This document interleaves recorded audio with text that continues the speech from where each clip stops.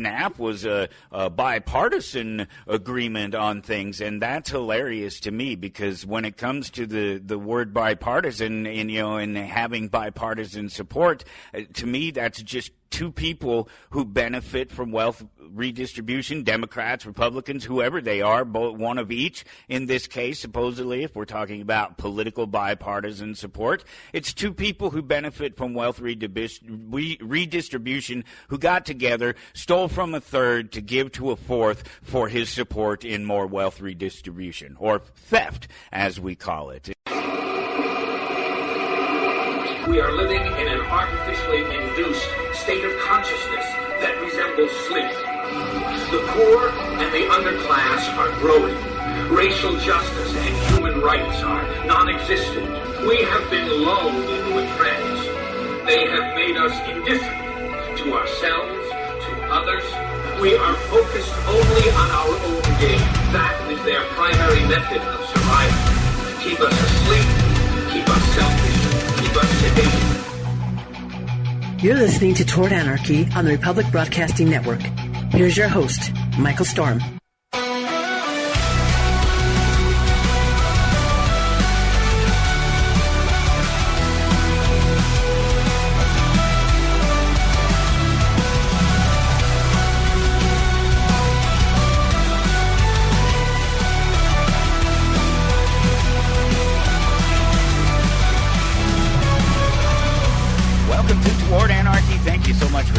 I am Michael Storm, and this is my little playground. This is my little space in this overabundance of digital age content that's out there.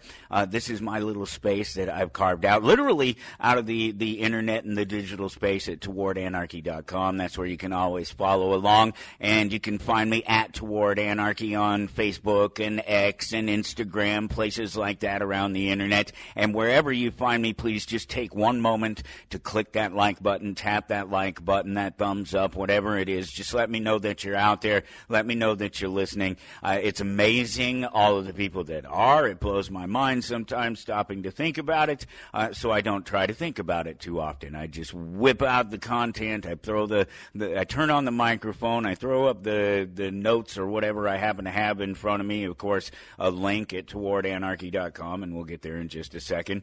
And start talking about it. Dive in and just try to make some sense of what's going on in the world. I don't, it's a show about anarchy, but I'm not in your face about it. And I'm certainly not talking about wasting your time trying to overthrow governments or waging an independent one-man war against the system, because there's not a lot of value in it. You get more value out of waging a war against the system doing what I do, just carving my space out in this digital age and putting things out there and letting people find them, putting the good information out there and letting people find it, because that's what happens. Good information, it's like the cream, right? It rises to the top. It comes to the top, and then you can scrape off the good stuff and leave all the bad stuff behind. What a nice thought, right? What a wonderful, wonderful thought. It's Saturday night in my world. If it's not that time in yours, it's okay. It doesn't mean that you necessarily missed out. It just means that you can't be listening to the show across the network, Republic Broadcasting Network. We do prime time here worldwide, and it's just such a wonderful thing, just a great thing to be able to be there in the company of other people who are just having the conversation, right? Obviously, they kill people for just having the conversation, so it's just as deadly as any form of combat. It's just as, when it comes to the information, when you have the good information, when you're pushing the good ideas, putting forth the good ideas and letting them do what they do, you catch some flack from people, and you catch flack from people everywhere, especially if you're talking about a political thing. It was actually kind of silly everybody's talking about the SNAP thing, right? It's a big deal, supposed to be resolved ASAP, certainly come Monday morning or so, depending on what a few judges and what the president's response is, what the White House's response is, and who knows what they'll do. And supposedly there's a couple of dollars that would be just a trickle that could fund it from someplace else, and none of it is great. And I just keep pointing out the fact that it's socialism, that this is what socialism does. It's all great and fine when the checks are rolling in, when the trains are running, but when the trains stop running, the checks stop coming, people start freaking out and people start losing their minds, and we get to a point where we are now in society, certainly American society, where it's not as stable as it has been in the past, and there's nothing necessarily on the future that's on the horizon that suggests that the future has anything different for anyone. And just having conversations with people and the SNAP thing coming up, and I bring up socialism and I bring up theft and the idea that it's just theft, that it is just more socialism, that it's just redistribution of wealth through the political class that takes their cut off the top of it and then redistributes it to somebody else. And the response I get is, well, SNAP was a bipartisan agreement on things, and that's hilarious to me, because when it comes to the word bipartisan and having bipartisan support, to me that's just two people who benefit from wealth redistribution, Democrats, Republicans, whoever they are, both one of each. In this case, supposedly, if we're talking about political bipartisan support, it's two people who benefit from wealth redistribution who got together, stole from a third to give to a fourth for his support in more wealth redistribution, or theft, as we call it. And it's funny that there's not much response after that, because I basically make it clear that it doesn't matter. It just doesn't matter why the theft, or who is heading up the theft, or who receives the theft. None of that matters. It's the act itself that defines the theft. None of the rest of that matters. You're just making excuses at that point. You're coming up with different reasons why some people should get things that other people don't, and why some people should have to pay for those things that other people don't have to. And it's every excuse under the book. Oh, it's for the children. Oh, it's for the better of society. Oh, it's so they don't. That's what the government does it for is so that they don't revolt against them. And so whatever the reason is, it's just one more excuse for why somebody does something that is wrong to do in the first place. And so then you get into start talking about rights. Oh, well, it's our right as citizens, or it's our right as gay people or black people or whatever it is. It's just always some right. It's always qualified. That's the thing about it, right? It's right, but there's a qualifier to it. It's citizens' rights, or it's a gay right, or it's a white right or a privilege or something. But that's it. That's the difference. It's the privilege. They seem to point that word at one particular subset of people and talk about privilege, and it tends to be white rich people and voters and people who tend to be a little bit better economically than some, a little less socialist than others is maybe what I'm getting at. But seriously, if the rights that you're talking about, if they come with a qualifier, any qualifier, it doesn't matter what it is. I know I dropped a few in there, but you can come up with your own. It doesn't. I think the most important one is citizen.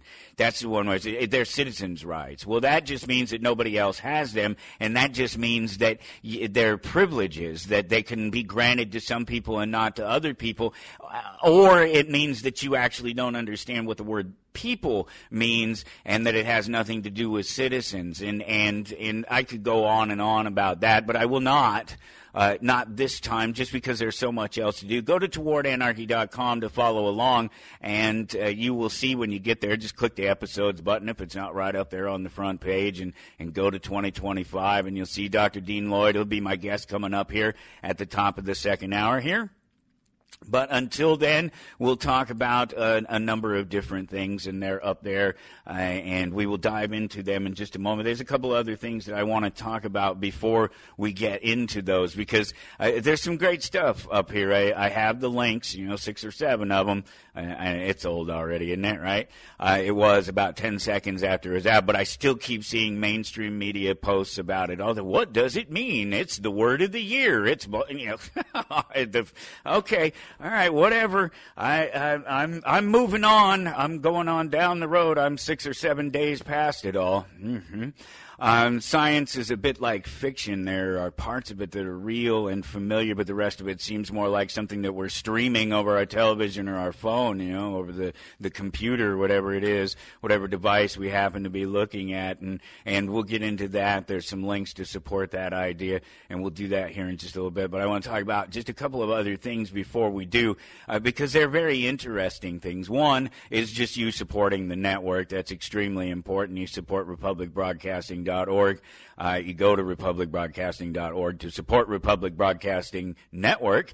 You click that donate button over on the left-hand side. It's real simple. Just a couple clicks after that, and you are making a one-time donation or a regular donation or in any amount that you choose. It's all up to you. It's all controlled by you. You can manage it at any time. If you do start a regular donation, you can cancel that thing at any time. The power is all yours. You've kept the Republic Broadcasting Network on the air for a long time now, and it's amazing. It's just amazing. I know I myself have been here for almost 15 years now at this point. It's crazy. Off and on. I was gone for a little while, a couple of years in there, like 3 years in there or something, where I wasn't really doing anything. I just was around, and you wouldn't have known it. Other people knew it. That's how they knew to come ask me to come back and do a regular show, and I find myself here doing this thing every Saturday night. It's really cool, and it's all because of you. If you already know and you don't want to mess with the digital stuff, that's fine. Drop that money order or that check in the mail, 2251 Double Creek Drive, number 302, Round Rock, Texas, 78664. That's the address there. Or you can give somebody a call if you want to talk to somebody at the network, 800-724-2719, extension 3. And of course, the win-win, visit shoprbn.com. You support the advertisers. They continue to buy advertising across the network. Everybody wins. I love it. I think it's fantastic. I wish that there was more. I love seeing it grow. I love hearing. It's a weird thing to suggest it, but I love to hear the commercials, the spots run. I love to hear the advertisers. I love to hear that they support us and that you support them, and that they and the new advertiser. It's just it's all wonderful. It's all a beautiful thing to be a part of. I'm very lucky, and thank you for making it all possible with everything that you do. So this other thing that I want to talk about real quick before we dive in and just check out the links and everything that's on the page at towardanarchy.com. So I own a comic book shop. You know that the comic book shop is Amazing Fantasies here in Topeka, Kansas. And so it in and of itself is perfect for me because I get to interact with customers, and I get to interact with customers in a situation where it's unlikely that they're going to be upset. It's unlikely that there's going to be anger or frustration involved in my dealings with the people who come into the store. But we're not immune to it. We still get people every once in a while. I think in 6 years I've told 2 people not to come back. You just don't need to be back in here. We don't need your nonsense. It's not necessary. And that's not counting the couple that I've had to chase down in the parking lot and hold at gunpoint and take my product back from them. I'm not joking. So it's a business, but it's not a high-stress situation. The people that come in here are generally in a good mood. They generally are here because they want to be entertained and be happy with the things that they're spending their money on. The reason why they're here to spend money, they're here because they want to be. They're not here because they have to be. I'm not an insurance company. I'm not the government. I'm not groceries. I'm not the things you have to have. I'm the things you want to have. I'm those things that you need to have. You need to have, baby. You got to have yourself one of those. Yeah. And so it's really generally a low-stress situation, and I don't have to deal with too many Karens. But it does happen. And it's a wild thing when it does happen, because it's all usually very sudden, and it's all in a misunderstanding on their part. It always is. It's never that I don't understand what it is that my product is. It's a failure of the customer to communicate, or my ability to understand in their communication, which you can look at it either way. Both would be true at any given time. Their needs and their wants.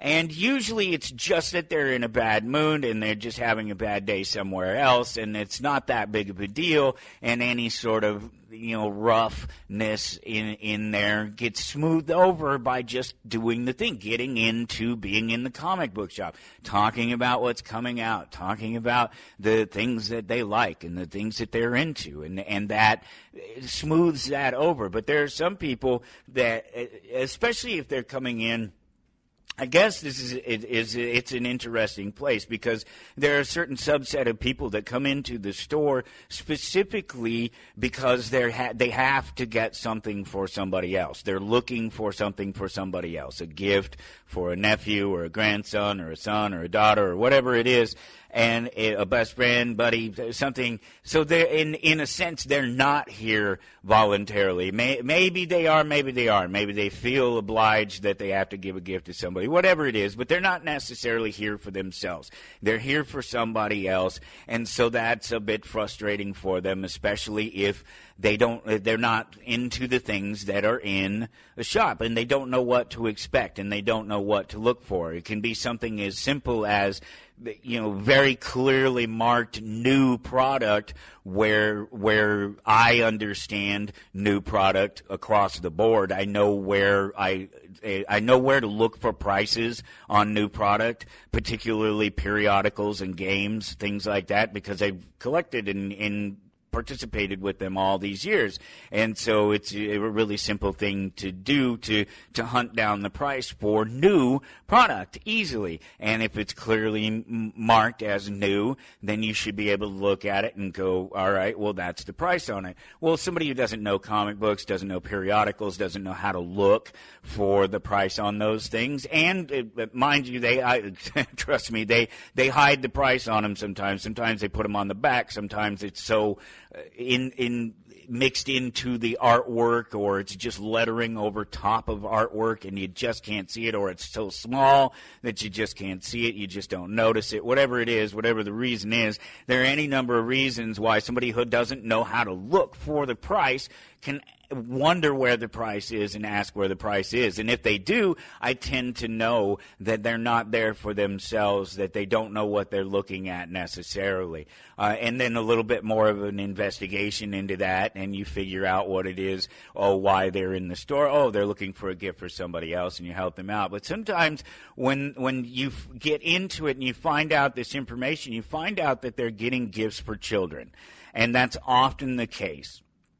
And we shift into a different mode when we are talking to somebody that doesn't know what they're doing in a place they've never been before, buying products for people they don't know, buying product they don't know for people they know, but they don't know how the person's going to handle it. They don't know. They just don't know. There's so many unknowns, and it makes it all very frustrating for them, and they can immediately go to some bad places, and it happens. And it happened here the other day, and it wasn't to me, so nobody can hold this against me. It wasn't to me. It was with my business partner, and he's actually better with the customers than I am. He remembers their names and faces so much easier than I do, and he remembers them and what they're into. It takes me a while to do that, and he seems to get it like that, and he's very helpful, and he's always quick to ask somebody if they need some help. I wait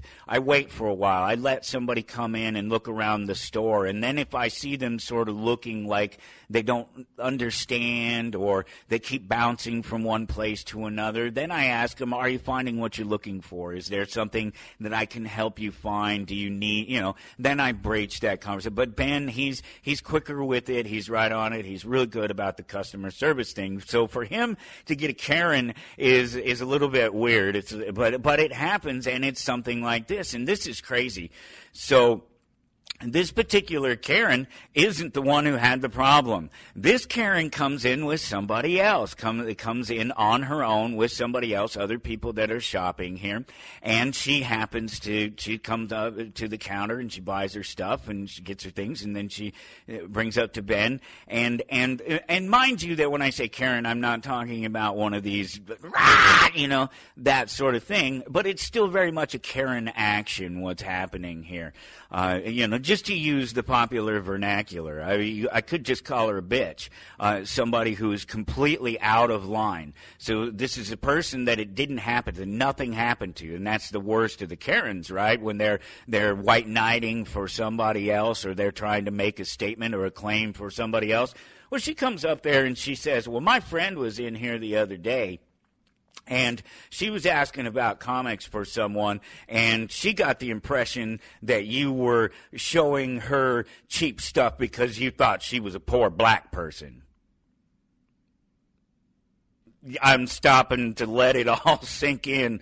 We're white guys in Kansas, the place where that whole segregation thing sort of came to a head. It's very much an integrated city and peoples, and so it's a pretty big accusation. I mean, in and of itself, it's a big accusation. It's the kind of thing that can hurt somebody just making the accusation. And for it to be third party like this coming at us, this means that there's already this problem where something exists, and she tells us that this problem is that her friend came in here and she felt like that that Ben was purposely directing her toward a cheaper product because he thought that she was a poor black person. That's an insane claim. It's an insane claim to make to somebody else and not the person that you're claiming it about, and to have it come back around third party. You understand why I'm using the phrase Karen, why I'm going with this particular line of thought when it comes to this individual and how this whole situation is. It's all a bit just okay. We don't need this sort of thing happening, and so I wanted to set the record straight, and Ben did with this person the other day. He explained it to her, whether she understood it and took away the important points of it all, and actually got it and understood that there is a reason. It's this, and it's what I started to say a minute ago. When we shift, we shift into a different mindset.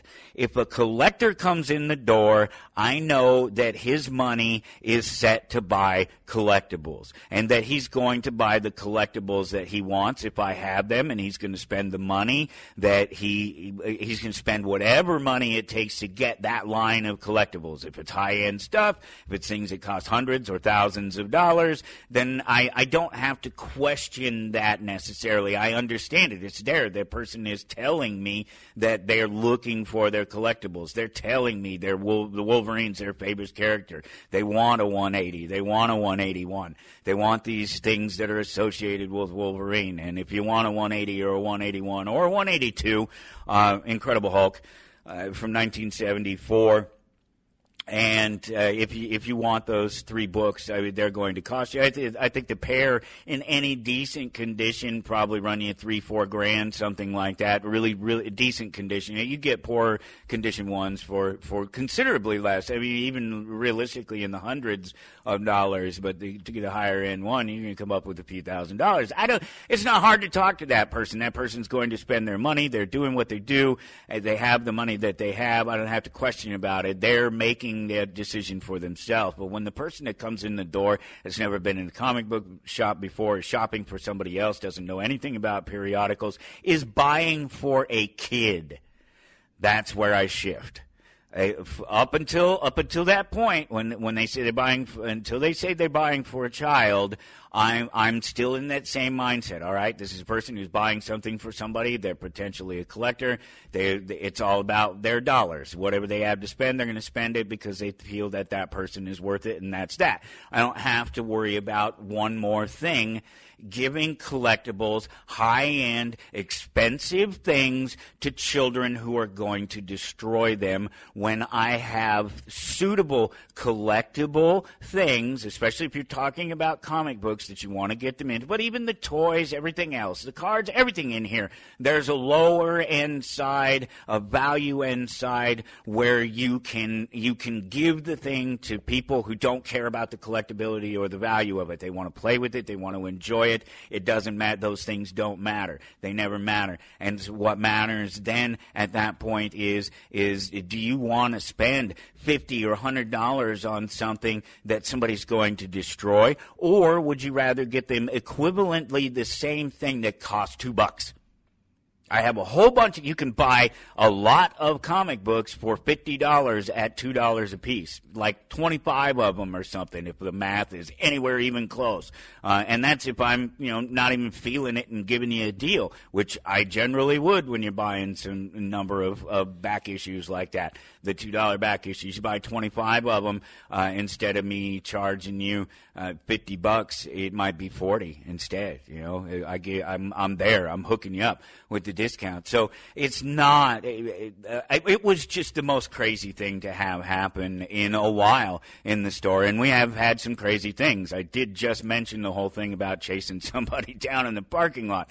It happens, and unfortunately, it happens. But the thing about that is that they don't have to happen very often, especially the sort of chasing people down in the parking lot. Word about that kind of thing gets around, and the troublesome people don't come around. Also, just in case you're wondering, we don't have a ton of sealed Pokemon, so do not drive a truck through our walls trying to get the Pokemon, okay? We're just a happy little comic book shop that has a handful of loose cards and things, not a great deal of value in the Pokemon, maybe a little more value in the Magic, and especially just because there's so much of it, we have tens of thousands of commons and uncommons, and I think close to 10,000 rares. And that's in the store. But that doesn't mean value. That it's not like the Pokemon gambling. I said that for a reason, because it's a literal thing that's happening to the people driving a truck into a store or a storage locker where they know some of this stuff is at these. It's Pokemon in particular that people have been doing it over. It's a really wild market out there. Okay, that was all I had to say about the whole Amazing Fantasies. People, Karens coming knocking on our doors. If you're ever into Topeka, Kansas, come visit us in the store and see for yourself. We're great people. We're wonderful people. We're all about making a deal. We're all about making people happy and seeing the smiles on their faces and helping people read. Excuse me, drink. It just happened again. Just not yesterday, it was the day before, that somebody came in, and I did exactly what I do. They're just kind of looking around, and it's actually three people, and so two of them are sort of off over there, and one of them's a little closer over by me where I'm sitting. And I just mentioned to the one, I say exactly what I said. Exactly what I just told you I say is what I said to him. I said, are you finding what you're looking for? Is there something that I can help you find? Are you into the comic books? Are you into the toys, the pops, the magic? And he says, oh, no, I've never been in one of these places in my life. I'm here for my grandson over here, or my nephew. He said it was his nephew. And then I guess the sister was who he was with then, the sister and the nephew.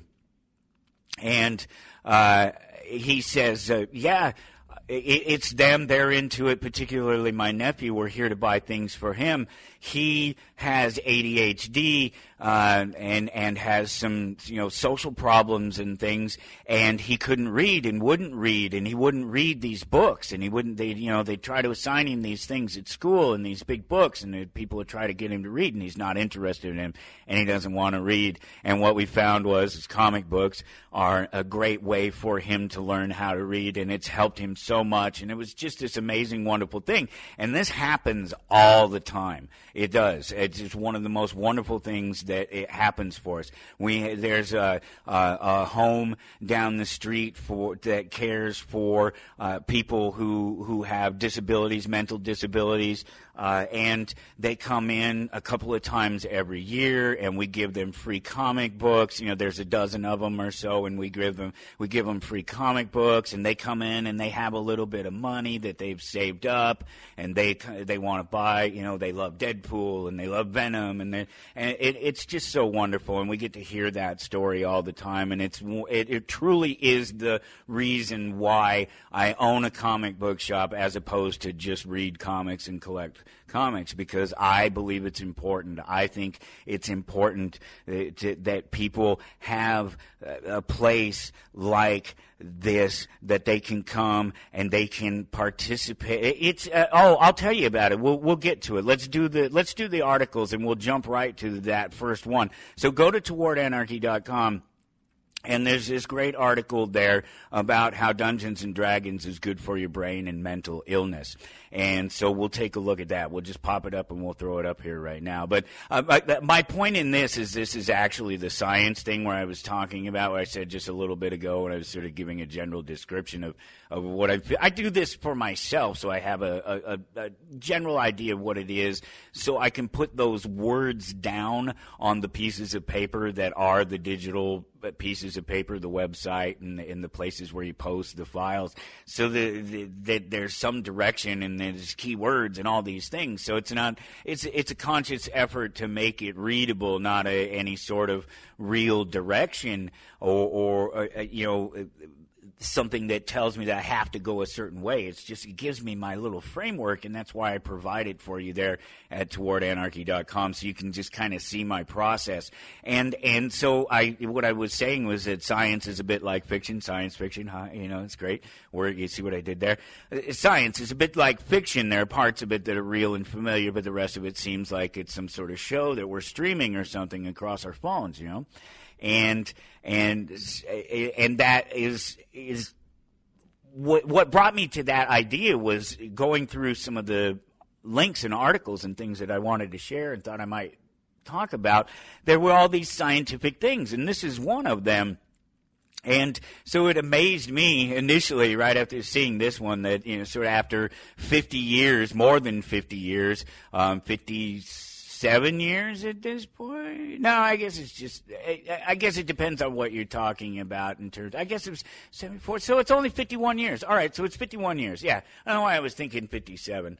51 years that Dungeons & Dragons has been around. It came out in 1974, original wood box, with the sort of pamphlet type booklets in it that described the earliest things. It was so different back then. It was so different, and yet so much the same and so familiar, and so much of it carries over. But at any rate, so 50, after 50 years, after everyone else has decided a fact that it's obvious that I could have told it to you 40 years ago, and I was a child, that science comes along and confirms something for us, and they did that in the case of Dungeons and Dragons. A new study out says that Dungeons and Dragons is good for your brain, particularly if you have a mental illness. And I'm seriously, no kidding. To me, it's a duh moment. To everybody who's ever played Dungeons and Dragons, it's a duh moment. We need a study to determine what people who have been been playing the game all along already knew. The people who created the game knew that when they were creating the game, or if they didn't, they certainly figured it out in very short order. But here's the thing about it, though. The article, there must be more to it than that, right? If it's just that. And so I think there is, and maybe I'm just reading too much into it, but if I am, it's because there's too much of it going around, and there's too much of it happening through video games, through movies, through pop culture in general, comic books, and Dungeons and Dragons, games, Magic the Gathering, they've gone through it. Everybody has gone through this thing where somebody's agenda is involved in trying to shape moving forward with the product or the idea that they're putting out there. And you've seen what happens when it happens. This is Marvel, but Star Wars far more so than Marvel. Marvel's still holding on there, has managed to pull off a little bit, and it has a little bit wider audience, I think, a broader audience than maybe Star Wars does, certainly anymore, but did maybe even going into the purchase of those relative properties at the times that they were purchased and what's been done with them since by Disney. And so Star Wars is, in a lot of ways, it's kind of a dead property at this point, and it's really tough to sell. There's so many things going on. Well, a lot of Star Wars was the merchandising, and so a lot of merchandising, of course, has changed, and a lot of that merchandising in particular was toys and toy-like things, and toys have changed just like the cards have, just like the games have. They are more specialized, and they're more directed at people who are looking for a particular toy or a particular type of toy, and putting those out there in the market in limited numbers so that they sell more of them at higher price points instead of flooding the market with mass junk that nobody buys. There are people like world-class BSers. They use the full word on YouTube. You can go look him up. He's a great guy. I don't agree with him on everything, but he makes some great observations about Star Wars and Disney and what they've done, and in particular with the product that's out there. And so he'll go around to Ollie's, which Ollie's is one of those stores like Big Lots or what's the clothing store? I can't think of it off the top of my head. But at any rate, they buy closeout stuff. They buy lightly damaged merchandise, packages that didn't get sealed properly, stitches that didn't get made properly, dye colors that didn't come out right, tags that didn't get put on right. Whatever it is all sorts of clearance stuff, and they must have something going on with Hasbro or somebody like that, or somebody that does buy a lot of stuff from Hasbro, like maybe Walmart or one of the much larger distributors, and they buy all this secondary stock, and it's all stuff that nobody bought at Walmart, and so now nobody wants to buy over at Ollie's, and you watch it literally sit on the shelf for years, 2, 3, 4 years. It's ridiculous, and the stuff doesn't move, and nobody buys it. And he'll go, week after week, month after month, to different stores in and around his area, the state that he lives in, and states that are near him, as often as he can, and you just see it. It's up there, and it's all Hasbro, and it's all a lot of it is Hasbro. And that tells you exactly what I'm saying about the market shifting and this idea that they need to shift the market toward basically collectors, because there's no normal market for the stuff any longer. That normal people are no longer interested necessarily in toys, and it's something that I've noticed. The people that are walking the toy aisle are kids with parents, or more likely kids by themselves, and that they buy on a whim occasionally because they get a toy, because they saw knew something, whatever. They're in the store, they get a toy because they get to come to the store, and when they come to the store, they get to get a toy. Whatever it is, it's not a concerted effort. And the other people are people who are buying Hot Wheels, people who are buying Legos, and people like me who hunt for action figures mostly. I buy all of it. I buy any or all of it if if it's characters or something that I think are neat or cool. I don't care if it's the right price for me, and I've set my own price points, and we could discuss those all day long. But they're actually really good price points, and I think most people would agree with me on them. And so I watch it, I see it trend myself, and so the world-class BSers guy up there, he's watching this stuff, and it's the same across the board. So it's the same for the toys, it's the same for Dungeons and Dragons, it's the same for Magic the Gathering, that they turn their back on the core audience ultimately that created that product. Star Wars, Marvel, they turn their back on that core audience. And they treat them very poorly, and then they come begging for them to come back to revitalize their product. And so many of these companies, including and it's Hasbro. I don't know if you know this or not, but Hasbro owns Dungeons and Dragons now too. So, I mean, it was originally TSR, and then it was bought by Wizards, who owned Magic the Gathering, and then Hasbro bought them out, bought Wizards out. Now owns Magic the Gathering, and now owns Dungeons and Dragons, and they've done the same thing that the movies have done and failed, that the comic books have done and basically failed. It really has. It's blown up in their faces. You don't believe me? It doesn't matter how good it is. It doesn't matter how great it makes it.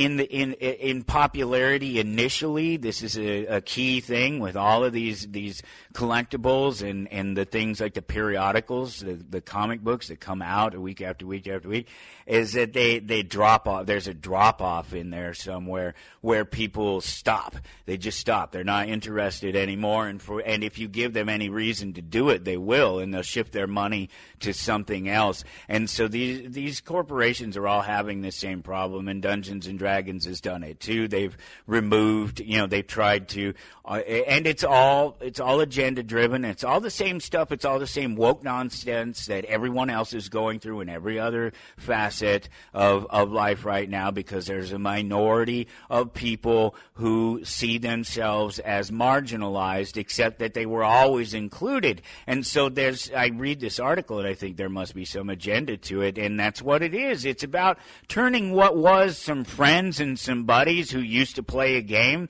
and they didn't, and whether they were or not neurodivergent or whatever term, ADHD, whatever it is, whatever the term du jour is today, and tried to, it didn't matter whether they were or not. They were in the group. They were in, and they came and they played and they exercised all of these things, the creativity and the group experience and working together and creating and shaping a personality and creating and shaping a character, even if they can't do that in their own lives.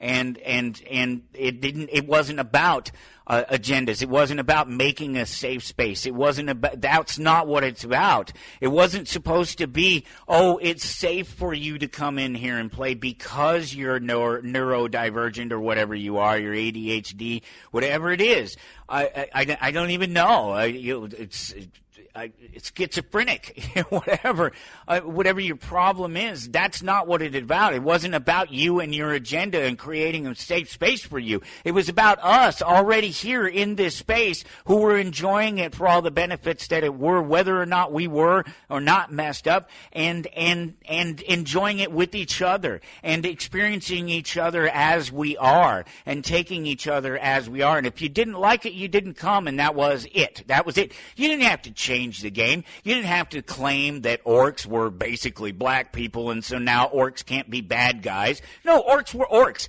They're creatures. They're evil, maniacal creatures. They weren't colors. In fact, they were green usually. It wasn't anything to do with colors. This is the same thing that they've tried to do with Tolkien and suggest that his orcs and trolls and things are things other than white people, except that if you go and you do any deep lore, you quickly find out that there are dark races and there are the things that actually do represent what we might call other races other than just white people. But they're not marginalized. They're not demonized. The demons, the bad things, the creatures, the animals with almost no thought that basically are nothing more than beasts roaming wild out on the countryside, scavenging and ravaging and tearing things up and taking what's theirs.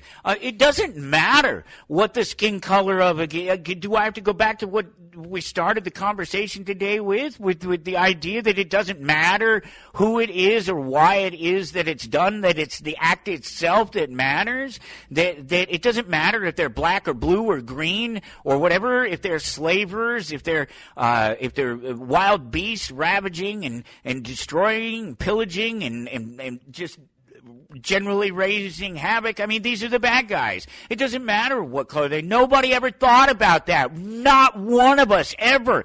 Tell you from somebody who's been playing the game almost as long as it's been around, because I've been playing it since I was a young child. Not long, like less than a decade after the game was created, I was playing it. By 1980, I was playing it. By 7 years old, I was playing it. So it was 8 years old at the time. And it was just barely getting into what we know as advanced Dungeons and Dragons. Never once did I look at anything in those books and think, oh my God, they're talking about real life people. Not once. But that's what's happened, and so there's an agenda. It's got to be about this safe space now, right? It just can't be a game where friends come together and they get to play for fun. It has to be this open community of inclusive and other stupid BS that ruins the experience for the rest of us who aren't just simply cowardly beta cucks with no sense of humor. Seriously, that's what it's become after all this time, and that's the way they're all turning.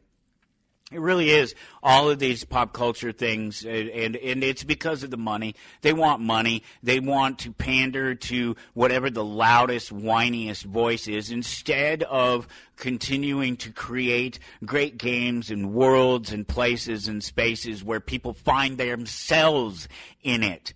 Not where you wedge them into it. I started to say something about, let me give you a perfect example in the comic books. Miles Morales is a perfect example of it. He's the Black Spider-Man. And he is the first big shift. And there are all these people on one side, and it's not really the first big shift. He's the first big popular shift. And there are all these people on one side that are, it has to be this, I don't like him because he's not Peter Parker, because he's not the original. And I don't like him because he's a wedge character. He's a character that has been shoved into a space. They said, we need black representation in comic books. Well, there already was black representation in comic books. A lot of it. Amazing, great characters that people have come to love over the years. Storm and Black Panther and Black Bolt, and just 100 other fantastic people who are black people, black characters, drawn, created, written by black creators. And you know what else we didn't know? We didn't know they were black creators, and we didn't care. We didn't care. All we cared about was the comic book. Did it entertain us? Did we like the character? Do we see ourselves in the character? Is the character, does he represent the values that we think we hold in ourselves? We never once concerned ourselves with who was a color or who was a particular sexual proclivity or something. This idea that I don't want to see sex of any kind in the particular thing that I'm reading or seeing. Unless I'm specifically looking for a sexual situation, it's not germane to the story most of the time. So when there's a bunch of heterosexual characters and you wedge a gay character in there and throw him in my face, my problem isn't with the fact that he's a gay character. It's with the fact that I didn't want to see those other characters as straight characters and their relationships. That's not why I read the character, not why I read the comic book. That's not why I cared about the character. But the thing is, with the Miles Morales, here's the proof of it all, is the proof that this stuff doesn't work, whether you believe any of the rest of it or not. And I think you can safely go to any comic book shop anywhere in America and find this out and meet this out and find that Miles Morales doesn't sell anywhere near as close to the number of issues of comic books as Amazing Spider-Man does, as Peter Parker does. The Amazing Spider-Man comic book comes out twice a month. Miles Morales barely comes out once a month. We have, on average, 30 people on Amazing Spider-Man. We have 2 on Miles Morales.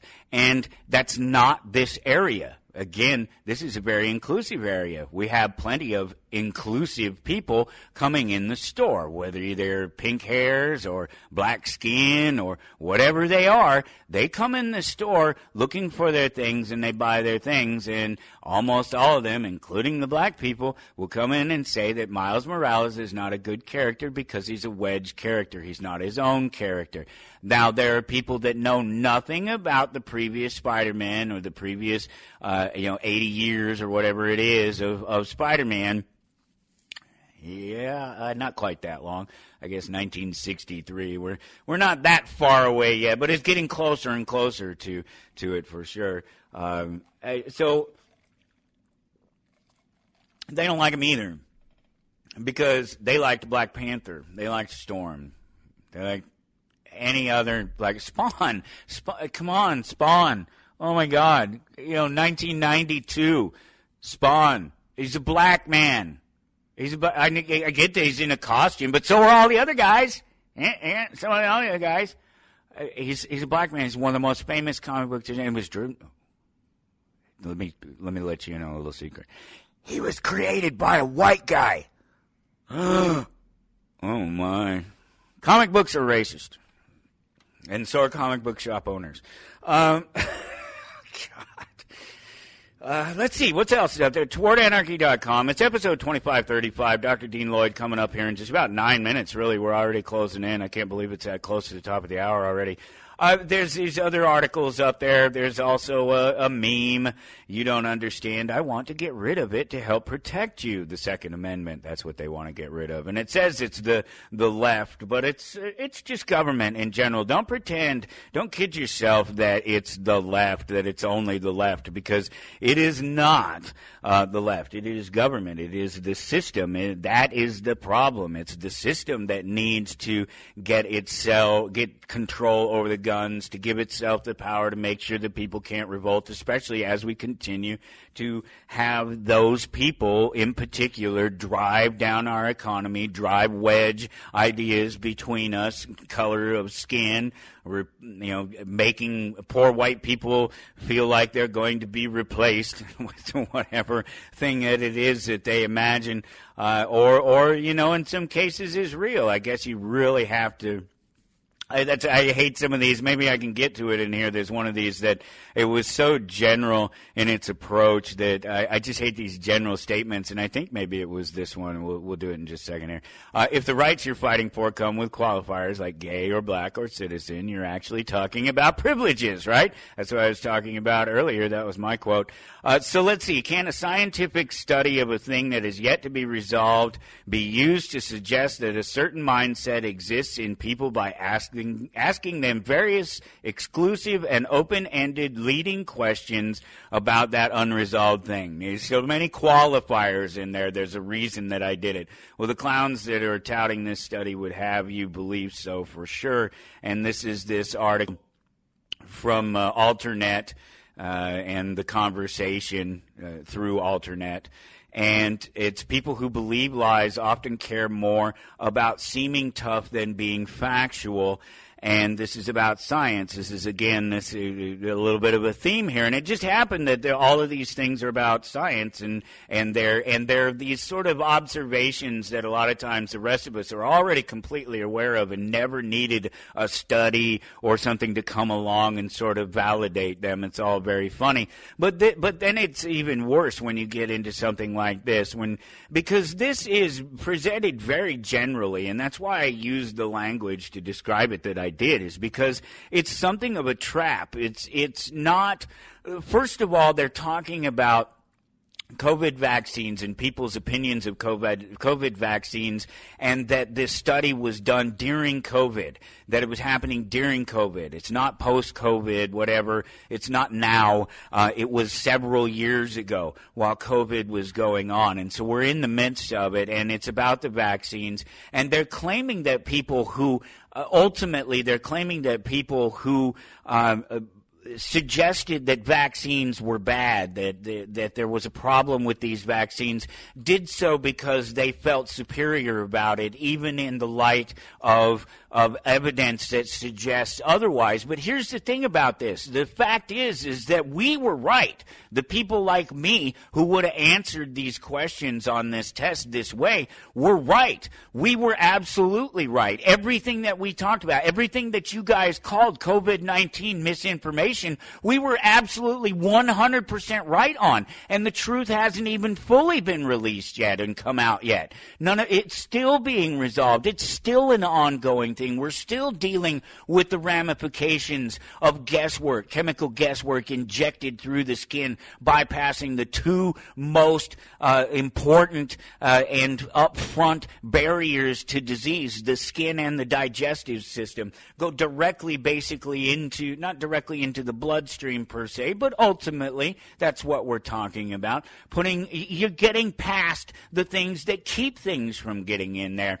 And we were right about it. And so these guys, they asked a few thousand people in countries about opinions about the vaccines, and ultimately suggesting that the bad information, the information that the government was putting around, that that was the good information, and that the people that took this survey believed what they believed because they were believing it in the face of, in spite of the truth, and that they were believing it because it was politically motivated or socially motivated, and that they felt that that built them, that gave them power. Except that that's a lie. The fact is that most of us who believed that what they were telling us about the COVID vaccines was a lie, and about COVID itself was a lie, we were right. And we were being silenced by the government. I wasn't, because I played it very smart. One, you can't silence me.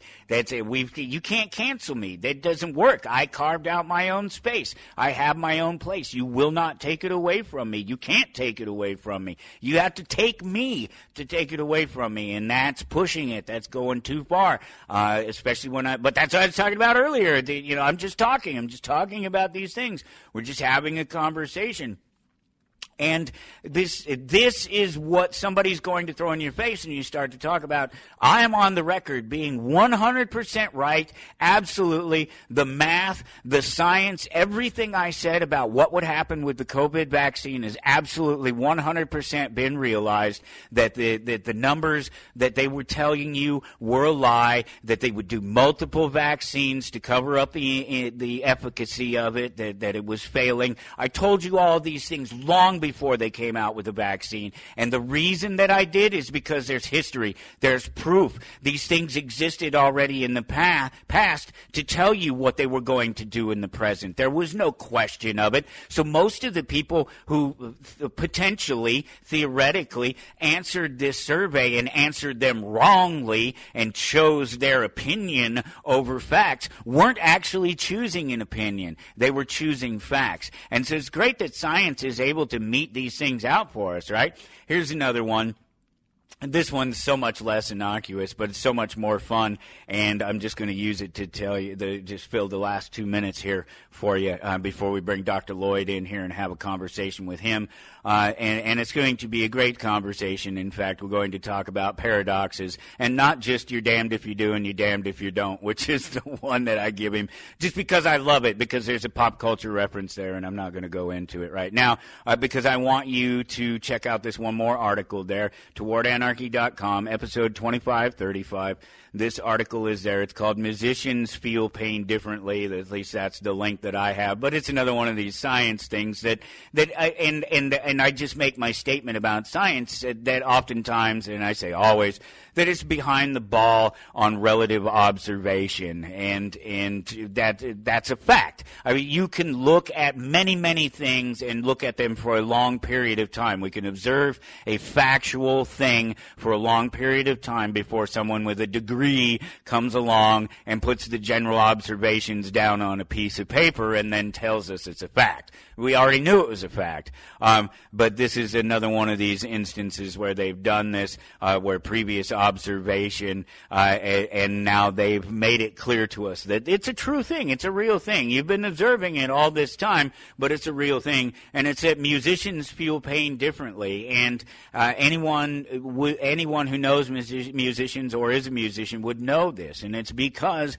we build up literal physical mapping in our brains of our bodies, and that mapping, I've talked about this before, literally physically in the brain, and then the mapping that the brain has of the rest of the body itself exist in there, and literal connections are formed to create new functions and to make other functions easier, and oftentimes those are things that cause pain from the repetitiveness of them or from stretching, moving yourself, your fingers, your hands, your body in ways that they wouldn't otherwise move repeatedly to make these interesting things happen with these instruments. They're up there, towardanarchy.com. Click that like button and stick around because Dr. Dean Lloyd is up next. We'll be right back.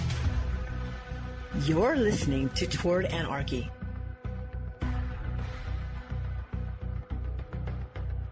I don't have to tell you things are bad. Everybody knows things are bad. It's a depression. Everybody's out of work or scared of losing their job. The dollar buys a nickel's worth.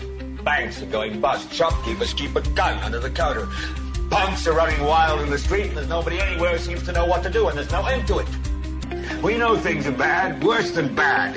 They're crazy. The air is unfit to breathe, and our food is unfit to eat. I don't want you to protest. I don't want you to riot. I don't want you to write to your congressman because I wouldn't know what to tell you to write. I don't know what to do about the depression and the inflation and the Russians and the crying in the street. All I know is that first, you've got to get mad. You've got to say, I'm a human being. My life has value. You're listening to Toward Anarchy on the Republic Broadcasting Network. Here's your host, Michael Storm.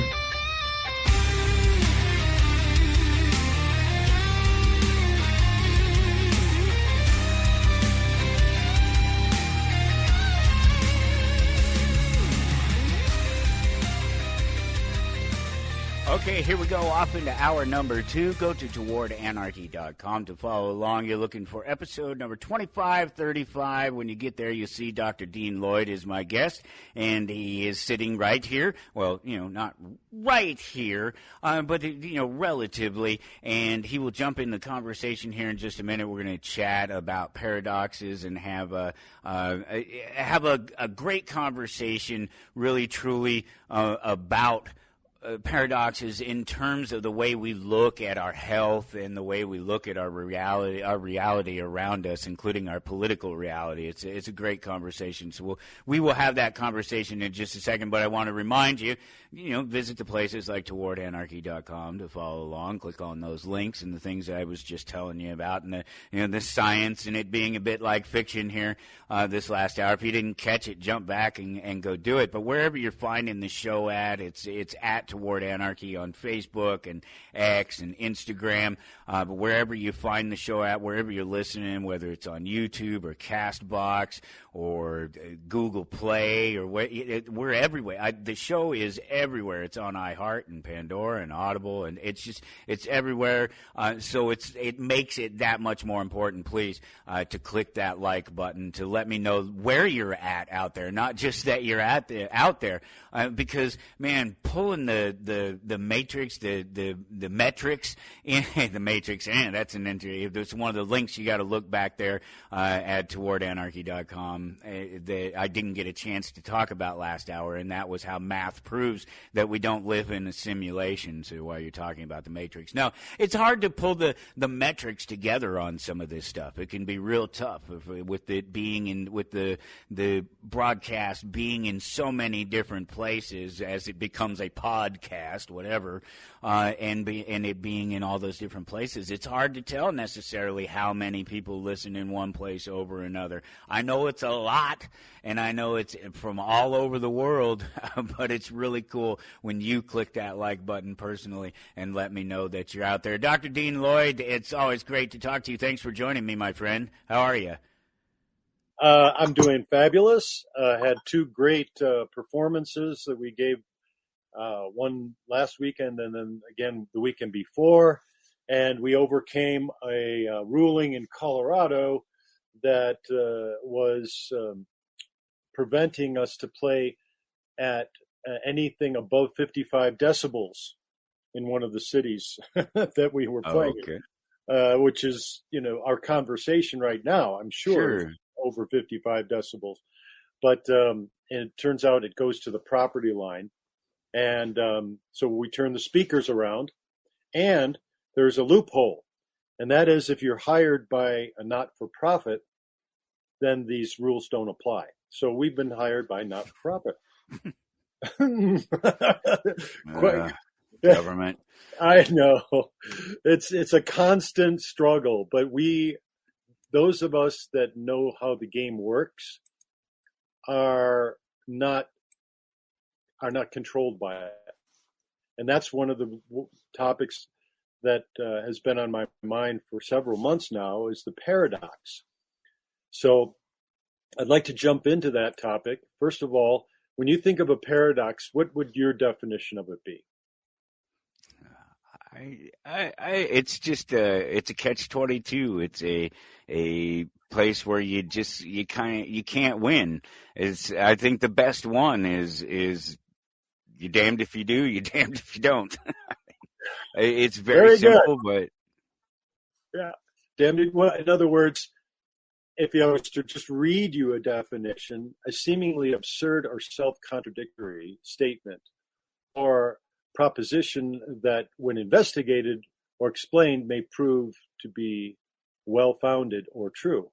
In other words, if we're, like you just said, a catch-22, and if you go to your job, you hate your job, but you need to make money, and in order to survive, and you're living in a life where your state of mind is that I must do this to survive, but I'm not doing what I want or to enjoy. And that you make a decision based on what your circumstances are. So you always have this in your mind that you have to survive, right? You have to provide yourself a way of taking care of your body, food, shelter, clean water, and being able to maintain an understanding that the world is based on duality. Okay? In other words, our government's a perfect example. It's getting a lot of attention right now, because if you go to the left-right paradigm, then you're fixated on that particular state of that mindset, right? Conservative or liberal. And you're in a unique position because you don't buy into either one, correct? That would be correct. A proper statement, yes. Okay, well, I'm in the same boat you are in that regard. And to discuss this in some detail, first we have to understand what is it that is causing us to be fixated on the paradox of life. I had a patient just yesterday, and she brought in her partner, and he's a very bright fellow. He's a PhD, and he mentioned to me, he said, boy, Dr. Dean, you've said all these things that, contribute to her health and what she needs to do and all of this.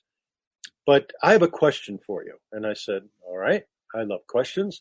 He said, why is this patient in your life? And I'm not going to say her name, but why is this patient in your life? And I said, well, it's not me that does this. If you think about it, how much do we really do in life? And it's a paradox. I say practice the art of doing without doing. Act like you're doing it without doing it. In other words, I said, she came to me, I'm like a magnet. You're like a magnet. We're all magnets. And we attract things in our life. Or repel. Or repel, exactly. If you're attracting things to you in life that are things you need to learn from or handle in situations, then you have control of the paradox. Because if you're in that state of mind that is it right, left, is it Republican, Democrat, is it yin, yang? The answer is neither. You have to, if you're going to make sense of this duality, the world of duality, the answer comes from being centered. Now, what do I mean by being centered? Centered means you live in your heart. That's my position, right? Your heart, where it's neither, right or wrong, good or bad. As long as you know what you're doing, you have control of the paradox. Now, I bet you've been in situations where you had to make a decision right then and there, like this example I was telling before we went on air. I would consider to be an emergency where a patient was having some difficulties and didn't know where she was or what she was doing, and lost her ability to make sense of what was happening around her.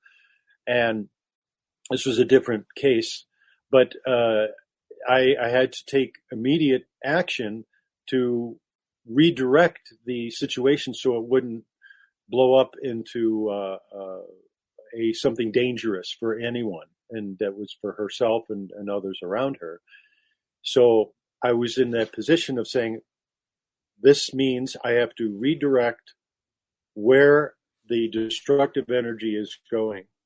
Now, I'm giving you some generalities. I'm not giving specifics, but I will say that if I did not intervene, there could have been some pretty damaging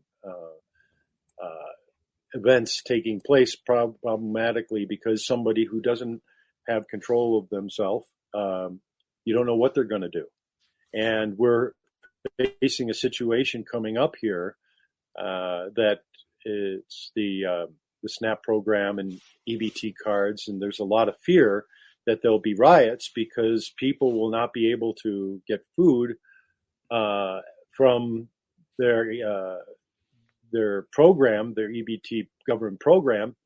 So what's the result? What's the outcome of this? Well, as you know, and this is working into the topic today, of course, of a paradox, if the more that you sweep the dirt under the rug, the bigger the pile will get, right?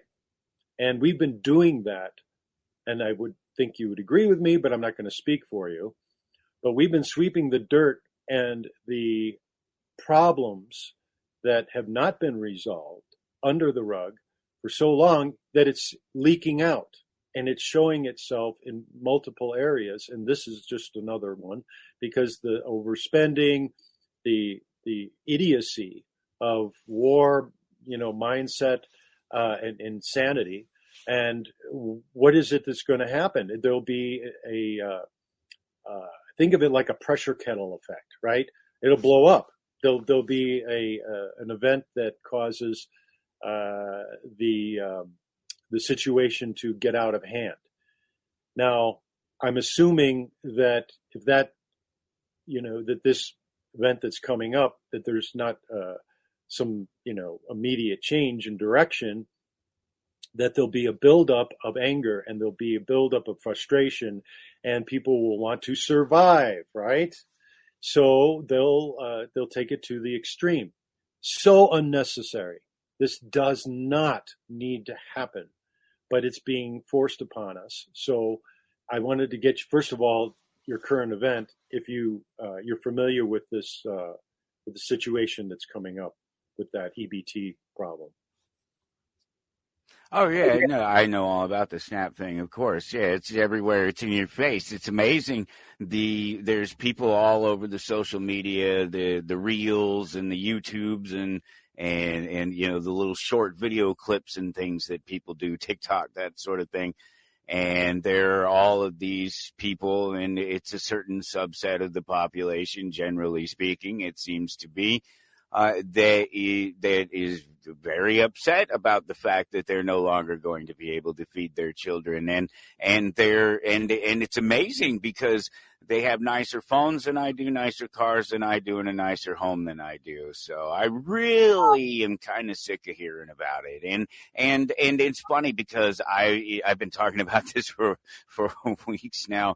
There's this ridiculous notion that these things that happen like this aren't direct results of socialism. And so I keep pointing this fact out to people, banning books, keeping people from getting their SNAP programs, their EBT cards updated and their free money for the month to feed their family, that if they don't like the way these things play out, if they don't want certain books in their schools, or if they don't want their children exposed to certain books inside the schools, maybe the school is the problem. You notice that however you approach that problem, the central issue is that there's this place where all of these people go, and there's this control mechanism that some people appreciate sometimes and some people appreciate other times, and sometimes none of them appreciate it. And really, we're sitting here sort of talking about paradoxes and the sort of the false paradigm of government. This is the paradox within government. This is the problem with the false left-right paradigm, is that while each one of these sides is over here hollering about the thing that they're hollering about, they're never addressing the root cause, the root problems of these things, and they won't look at the socialism, for instance. The conservatives don't want to be called socialists. They don't want to. They say what they do isn't socialism. It's something else. I don't know what the hell it is. It's the exact same results and it's the exact same methodology, but it's not called socialism for some reason. And then the socialists don't want you to point out what the conservatives used to go around pointing out, which was the failures of socialism, the things that you supposedly don't like. If you don't like a controlled system, whatever it is, for your education, it doesn't matter what it is. If you don't like it, you get out of it. If it's a voluntary system, you walk away from it. And they're no longer taking your tax dollars. You're no longer participating in it. But we don't have that choice. So here you go. That's the paradox. It's that it doesn't matter which side you're on. Government always wins. And it's our job to not let that enter our ability to be disempowered, because most of the time we're addressing the problem externally, and our job is to create the atmosphere in ourselves that allows us to, just like yesterday me responding to an emergency, redirect the energy. This is applied to me in a medical situation, but that goes for society. And what am I hearing? I'm hearing, go to the store armed. Go to the store, that with the awareness that at any moment, now that things have escalated to the point of his stupidity, that we are going to need to be aware of any possible breakout of violence. And well, yeah, and it's everything. It's just driving down the street. I had some lady throw an orange at me the other day. She's insane. She's clearly insane. We don't even have to get into the whole, I could have ran her off the road. I could follow her wherever she's going. She has no idea what I could do to her. But just her and her behavior.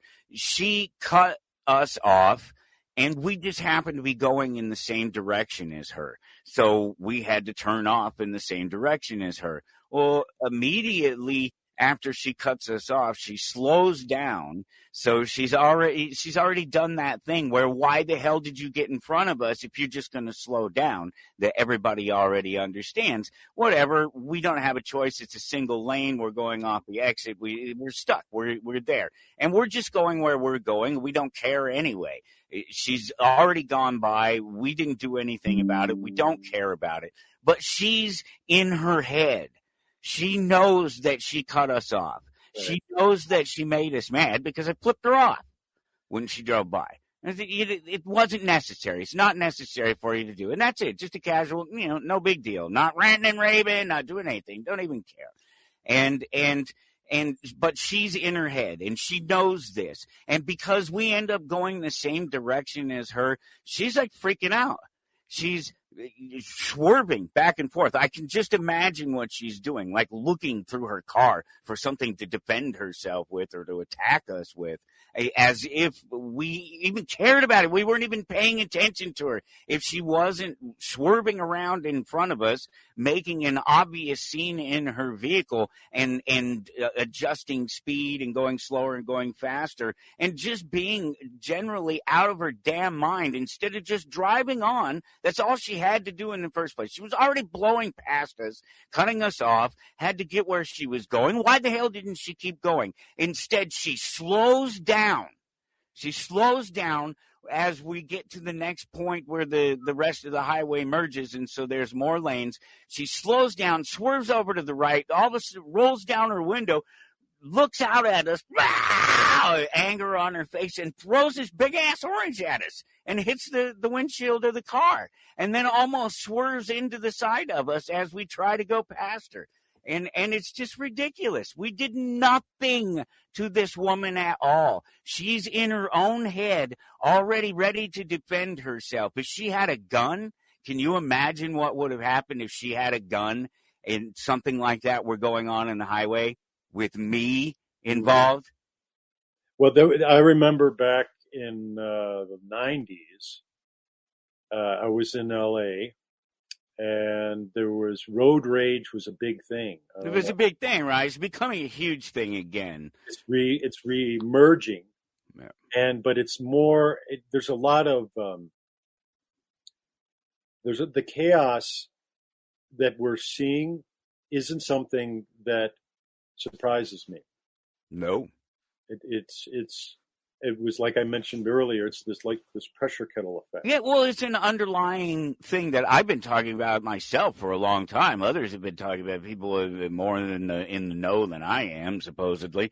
I've been talking about it all for a very, very long time, and it's the reason that I carry a pistol everywhere I go, because I realize that there is an underlying seething energy that is out of people's control, but I mean, it's not out of people's control, but in many senses it is. We are in control of ourselves, but there's so much pressure, and it's been building for so long, and it's the frog in the pot thing.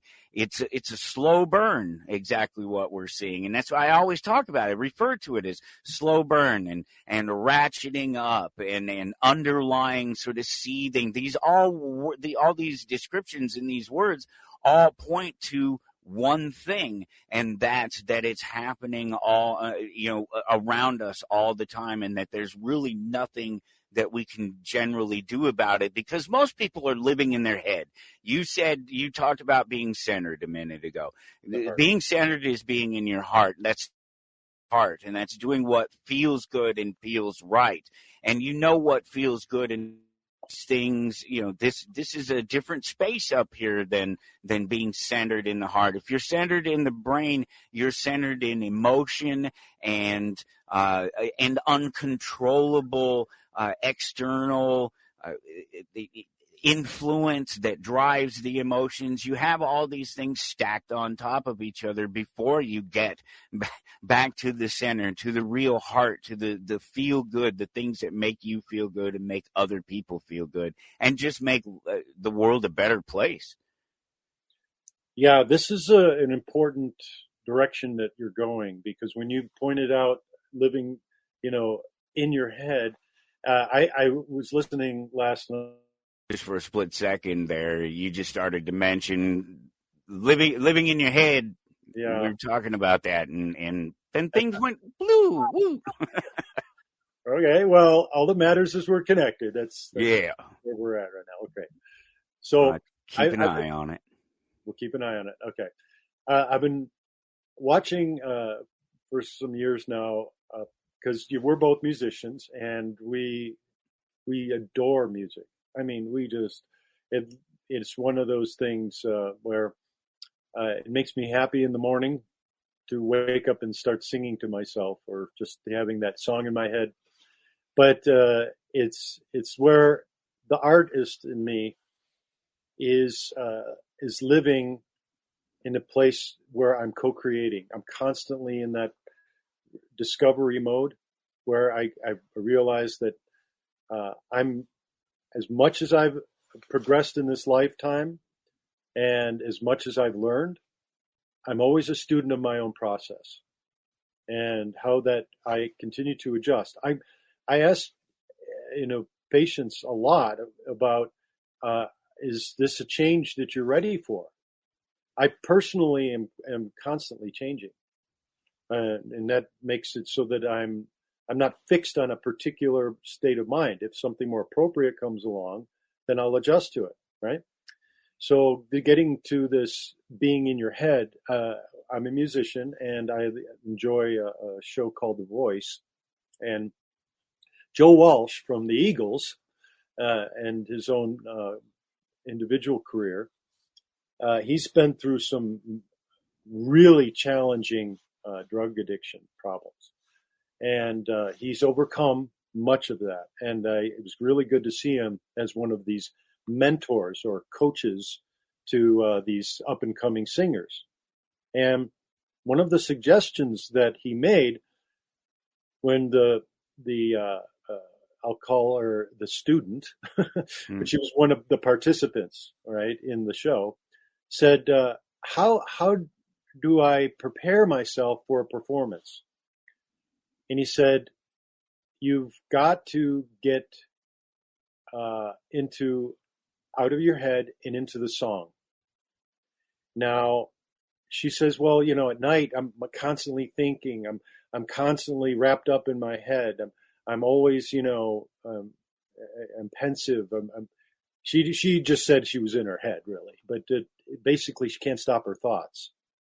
Now, this is where we have to start to remember that our body, we are constantly in a world where we're dealing with all kinds of stimulation. And the only way, and this is coming from challenge me if you, and on any of these levels, but the only way to get past the duality is by allowing your heart to direct you where you'll never get hurt and become silent in the mind so that you are in control of it. Because our biggest problem is the thoughts that are out of control. We're not quieting our mind. We're not in a place where we're able to listen, take in the information, process it, and be quiet about the response. Now, it was the act of doing without doing is a very high order. That in other words, this event that happened yesterday, where it was an emergency, but I took control of it. That in Aikido, which I've practiced for years and mastered it, which is a Japanese martial art, and we do things like tumbling, and we do stretches that are very very unique stretches, but it's a very wonderful art. I very much enjoy it. And of course, Qigong, Tai Chi, these are martial arts of the, you take discipline to master these. Yoga, of course, but we all need something. And as a wholesome discipline. Currently, I've been an avid swimmer for many years, and I very much enjoy it. But I quiet my mind when I'm able to do this. I'm processing the information that I need to when I'm doing my art, all right? And that means music. Music is a yoga for me, okay? Swimming is a wholesome discipline, and it's a form of yoga for me. Tai Chi is the same thing. These are unique techniques if you are able to get in a place where you're putting your mind. It has to be somewhere. You have to put your mind somewhere. And if you're putting it in a place where you're balancing where the thoughts are, this active, really, fast moving thoughts, if you're able to make that calm down, bring the energy down there and come back to the center, you're going to prevent the lady throwing oranges at you from, allowing that energy to escalate, to cause to be, something where it develops into something, harmful for both. And that's why it's our job to recognize it before it becomes a problem. That's the best way. If you're actually in a situation like I was, then my job was to redirect the energy in another place so that it doesn't become harmful. And that takes skill.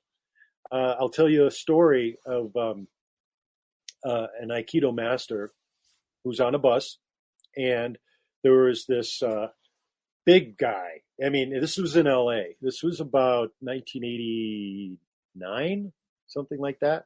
But it was a while back. And this guy was drunk, and he was on a bus that was full of people. And he got on the bus, and he's kind of, swaying back and forth. And he's, hey, where's my seat? You move over. Get out of here. And there was the Aikido master in the back. He was sitting, and you know how they have like a row of seats in the back? It just the very last row has multiple seats. It's like 4 or 5. It's a complete row. There's no gap in the middle. In the back. Right. Well, he was sitting in one of those, and there was no seats to be had. And there was a mother with a child, and she had her little carrier there, and there was, couple here, there, and there's, so he saw this immediately. And what did he do? He motioned to the man and said, "Oh, sir, over here, come here. I have your seat for you here." And, broken English. English is not his first language. Japanese was. And he directed, and then the guy that's, is trying to, muscle his way in and making a lot of noise, he went towards the Aikido master. And for those that can't see the video, I'm motioning my hand towards my opposite shoulder and to the space next to my seat. Now, what was that motion? It was directing energy away from them and directing it to himself next to him. So he, in his very skillful way, was taking energy and moving it to the place that was out of danger, or would have caused, could have caused some, fights or something stupid to escalate. It's taking that extra energy, literal extra energy that doesn't have any place to go, and he's giving it a direction. He's giving it a space for it to put itself. Direction, right? And turning the light around. I had mentioned that in a previous show, right? So he took this energy and directed it next to him, and then he's, kind of still wobbly, and he go, "What are you talking about, my seat? Where is that, my?" And he says, "Oh, over here." So he actually moved towards him, and he kept motioning. The Aikido master kept moving his hand in that direction that gave him a place to be. Now, when you're drinking, you don't care about anything. You don't give a SHIT, But you're going to, if you're getting energy moving in that direction, you're going to take it away from people. He did so, and he's going, tell me why you had problem getting on bus. Oh, my wife, she's just crazy, and she's not making me dinner anymore. She says, get out of the house. I mean, he was really just ranting, but he directed the energy also when he sat down by finding out what was bothering him. Okay? Now, we kept that energy contained. It's one thing to direct it to where it can go, but it's still there. It still has to be dealt with, unless you direct it away, unless there was an extra special door over there or something, and you put your foot on his backside and pushed him out it and drove off. That energy is still there. Now here's the relationship of the paradox. What are we being driven to? We're being driven to violence. Everything that's pointed in the direction of escalation for survival. We're having our natural instincts tweaked with. They're already out of whack, and they're being tweaked with. We're being driven to a point of fear that we're in constant fear. It's an open fear now. It's not that underlying, oh, it might just be me. I'm the one, I need to deal with me sort of thing. It's everybody now. And when this energy that was chaotic, out of control, not directed, and the master was able to, without any violence at all, move the energy next to him and faced it by what? Addressing what was involved with that escalation of energy in the first place. And he diffused it. The more that he talked to him, and he said, oh, that wife, she must not, understand you, and must not have a understanding of herself if she take out on you. In other words, we don't want to take it out on others. If it's bothering us, it's up to us. And we're talking about adult souls here.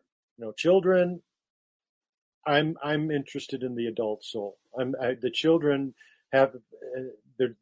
we're literally being run by children in our society.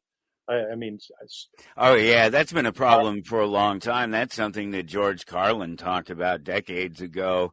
I remember, just speaking about how supposedly children are so special and so important, and then at some magical point somewhere along the line, they're no longer special, they're no longer important, they're just other people. And so it's a really weird thing, the way that we coddle them and treat them, and it hasn't got any better. And the fact is, it's because of single families.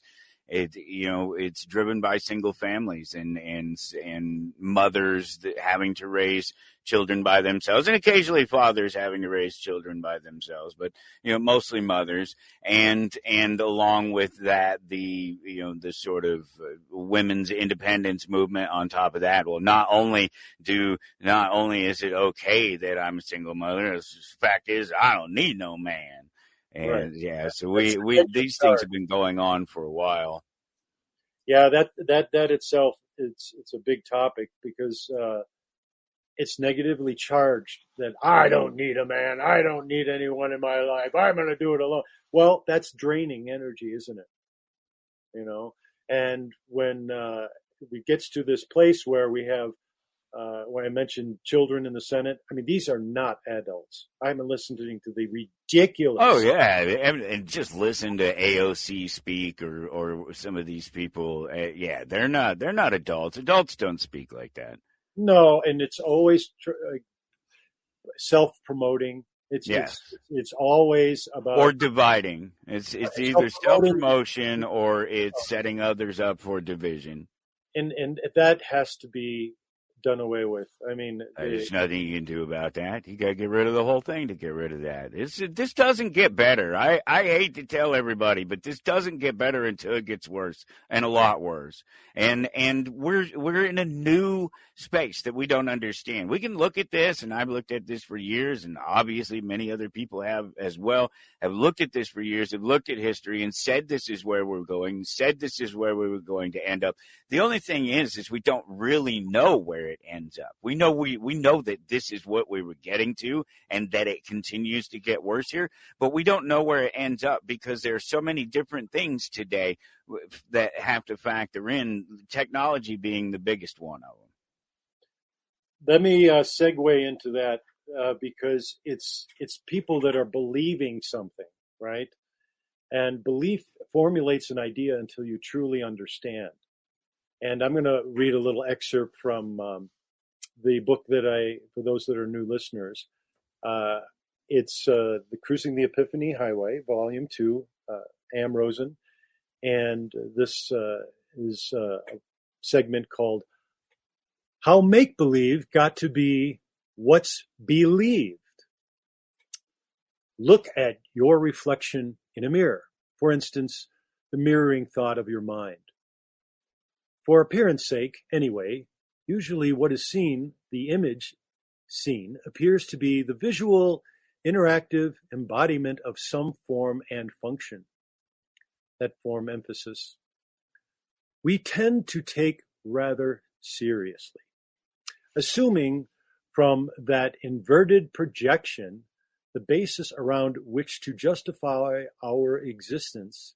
The inverted image in the mirror may seem to be real, but it has no substance, nor does the image of memory, reflections conceptualized in the mind, which one has isolated as a me, quote unquote, have any substance.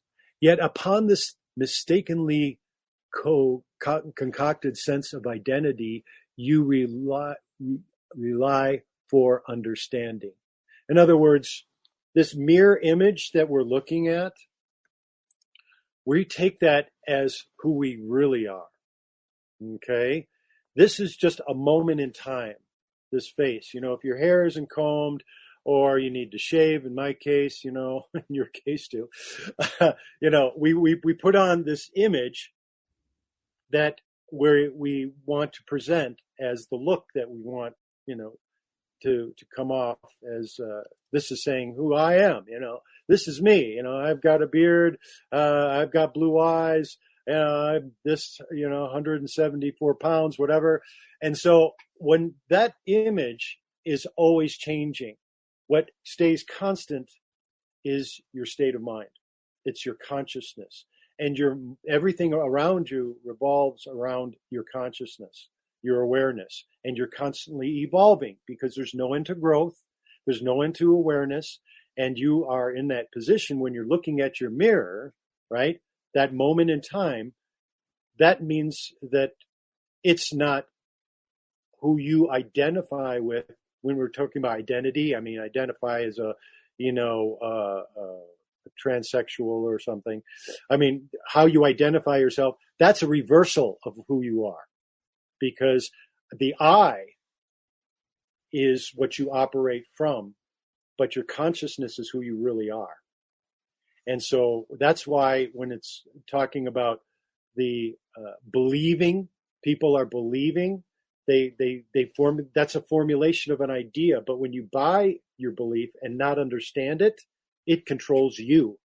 And that's why we have this constant conflict always when we have that duality about belief being the primary motivation for defending yourself, defending who you are, how I identify myself, who I really am. In other words, it becomes a negatively charged position to come from when you're not understanding how you are evolving. If you take the tools that you've been given and say, for example, one of the disciplines I mentioned, I'm a swimmer, it's a discipline, but it takes energy.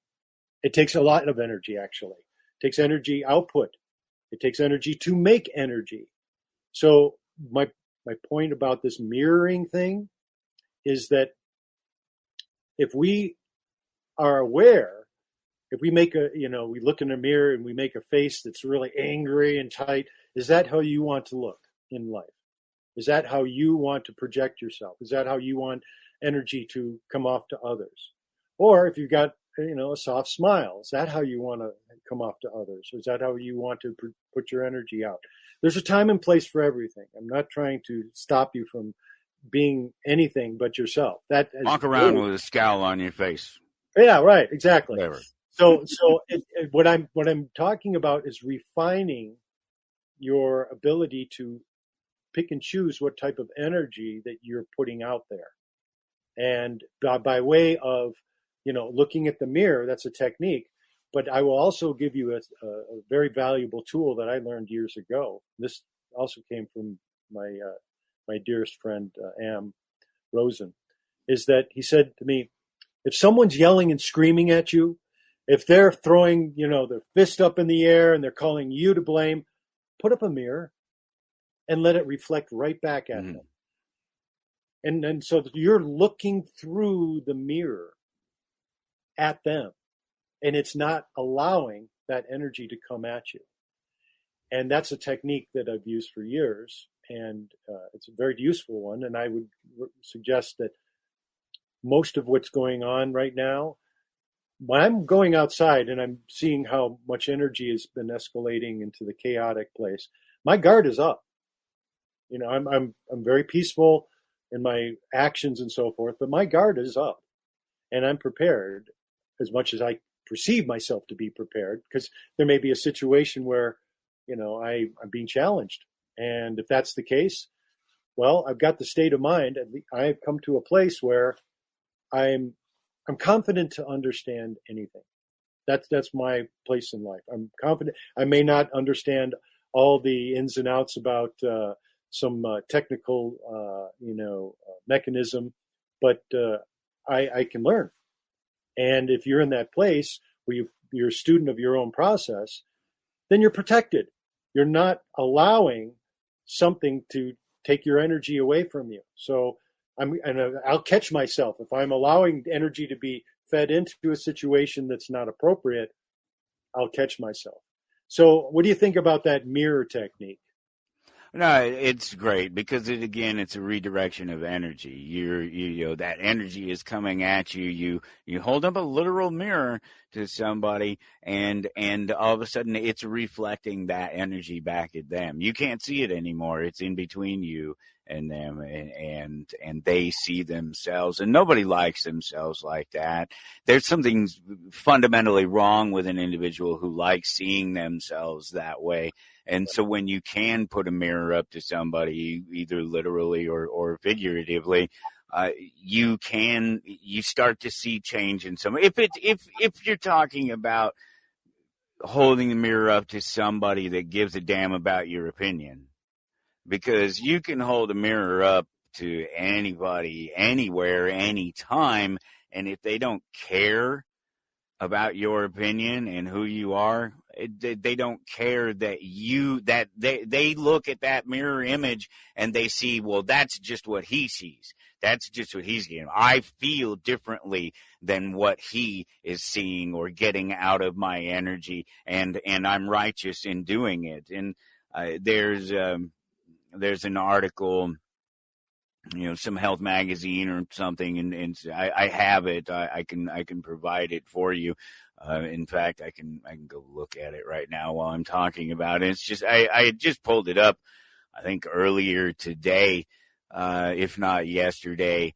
And it's a weird article because it starts off, it talks about, it says it's 6 words every killer should know.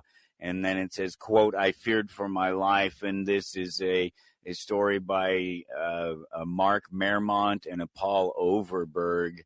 And they are, let's see, is this the one? Yeah, this is the one. And so let's see, where are they from? What was this? It's a really big article because they're trying to make a point, and it's basically an anti-gun point. But Wall Street Journal. Okay, so it's guys for the Wall Street Journal is what it is, and they're talking about some information, some studies, some analysis, some BS, some numbers that have come up over the since 2019 or so, and they're basically saying that according to FBI numbers, that justifiable homicides by civilians have increased 59% from 2019 to 2024. in a large sample of cities and counties in certain states, the journal found, compared with a 16% rise in total homicides for the same locale. And so right away you get them comparing apples and oranges. Just because there are justified homicides doesn't mean there should be some weird correlative rise in non-justified homicides or murders of people. That's not what happens. In fact, they don't pay any attention to the notion that something like 2 million people every year defend themselves without ever firing a shot. And they also don't talk about the notion, the very fact that there are hundreds of thousands, at least 100,000 people across the nation every year that are prosecuted just for having some kind of weapon. It could be a stick or a knife or something, or somebody just sees somebody carrying a gun and complains about it, and the police get involved and the state tries to prosecute them. So they're making an argument about, they're making an argument about guns, but underlying in this argument is the suggestion that there is more going on underneath this whole thing that we've been talking about, this underlying problem that we're dealing with, this fear and this anger that's being driven by the political and social problems that we have. Yes, it's that half truth. It is. It's even, if it's even a half truth, it might be a quarter truth. Right. It has an agenda, and it directs the narrative to that point. You said the magic word, narrative. Their narrative is we want guns off the street, not that we want people safer or saner. That's not the complaint. That's not, Yeah, and we're always, let's put it this way. Anything that's negative, any negatively charged anything, I'm very suspicious of. Okay. And that's why so many of us are suspicious of the mainstream media, because their narrative is negatively charged. And I get it. It's one of those things that you can look at it and you can try to blame it on on any particular political or social ideology behind the author, but the reality is that those things are just that fear surfacing. It's that fear and that anger surfacing, and it appears in different ways. Of course, in the media, it's going to come out as a sided presentation of the things that they're afraid of.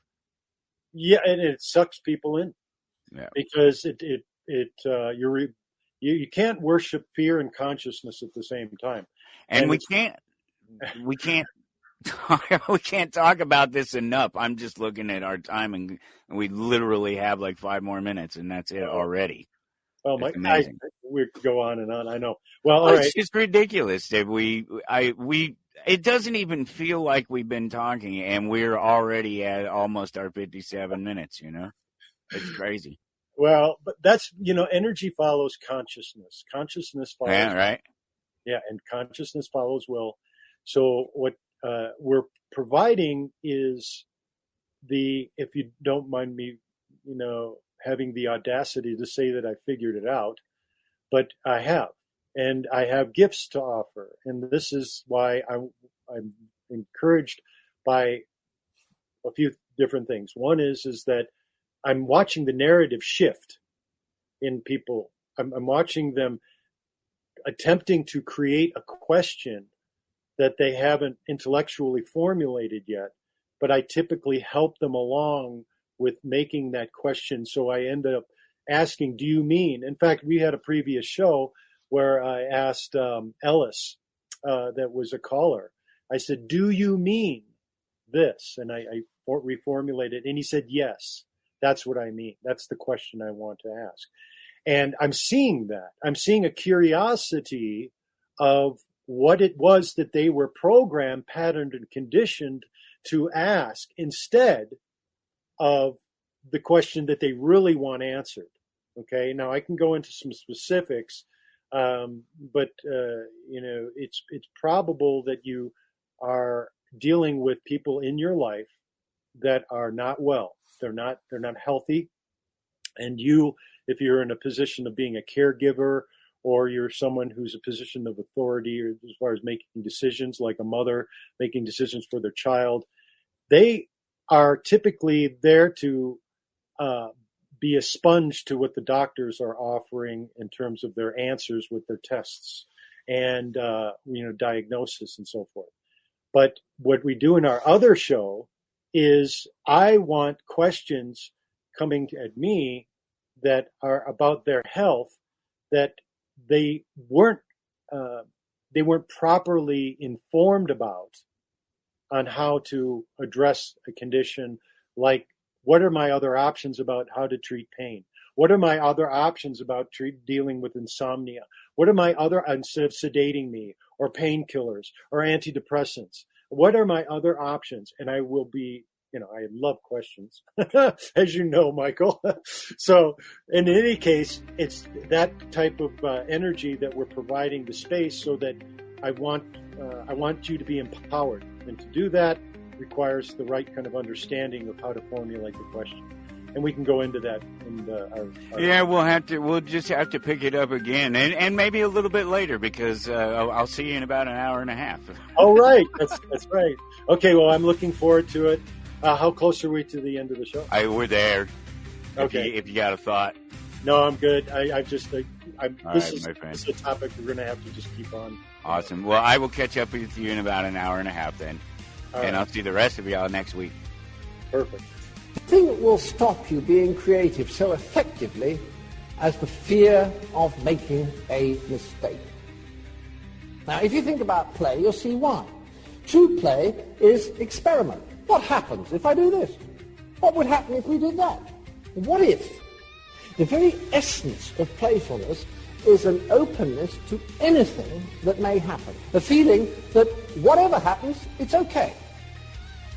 So you cannot be playful if you're frightened that moving in some direction will be wrong, something you shouldn't have done. And you're either free to play or you're not. You're listening to Toward Anarchy on the Republic Broadcasting Network.